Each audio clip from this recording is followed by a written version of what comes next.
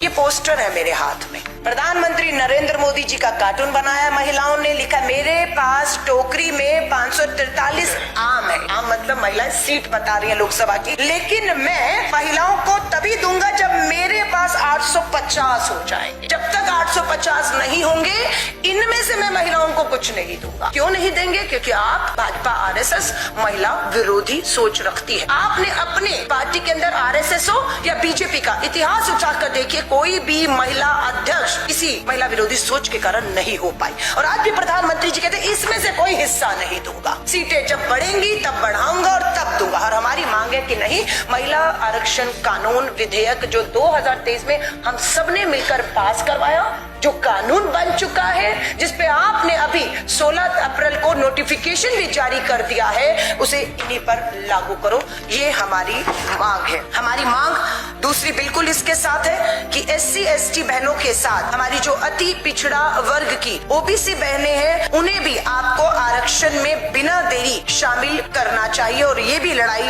हम निरंतर जो है वो लड़ेंगे। चुनाव 2029 में होना है लोकसभा का। खाना आप आज रख दीजिए, लेकिन आप कहते हैं देरी हो रही है, खाना आप आज भी रखेंगे तो आप कहते हैं खाएंगे 29 में ही। हमारा ये कहना है कि अगर आपकी नीयत साफ है, आप पर हम विश्वास करेंगे कि आपने हमसे वायदा किया देश से कि 2026-27 में भाजपा की सरकार जो लोकतंत्र की मांग है जातिगत जनगणना कराएगी। जब जातिगत जनगणना होगी इस देश में 26-27 में, तो उसी आधार पर परिसीमन आप करिए, उसका हम समर्थन करते हैं। उस आधार पर परिसीमन करिए। परिसीमन के आधार पर जो 50% फार्मूले के लिए देश के गृह मंत्री अमित शाह जी आप 1 घंटा मांग रहे थे, हम आपको पूरा मानसून सत्र, और कहते हैं एक और विशेष सत्र बुला लीजिए, हम आपको पूरा समय देते हैं। वो प्रस्ताव नया जो विपक्ष ने अपनी बातों में रखा, चर्चा में राहुल गांधी जी, खरगे जी, प्रियंका जी ने, आप उसको प्रस्ताव में शामिल करके एक सर्वदलीय बैठक और एक खास सत्र बुला लीजिए।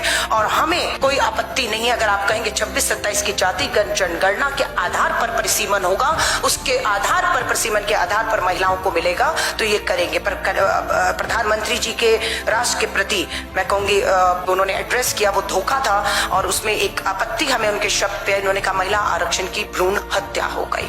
वो भ्रूण हमने बचा लिया है, वो भ्रूण देश के संविधान ने बचा लिया है, और वो भ्रूण 2023 में जो सबने मिलकर जो है मैं कहती हूँ है, उसकी हम हत्या आपको नहीं करने देंगे। आपने अपने संबोधन में कहा कि उसकी हत्या हो चुकी है, और हम कह रहे हैं नहीं, उसको हमने बचा लिया है। आपको हमने सदन में आपका जो परिसीमन बिल था, जिसे आप धोखा दे रहे हैं पूरे देश को, कह रहे हैं कि महिला जो आरक्षण बिल था वो गिर गया, उसकी हत्या हो गई है, और हम आपको कह रहे हैं कि नहीं, हत्या हुई है, तो आपका जो परिसीमन बिल आप लेकर आए थे हमने उसको गिराया है।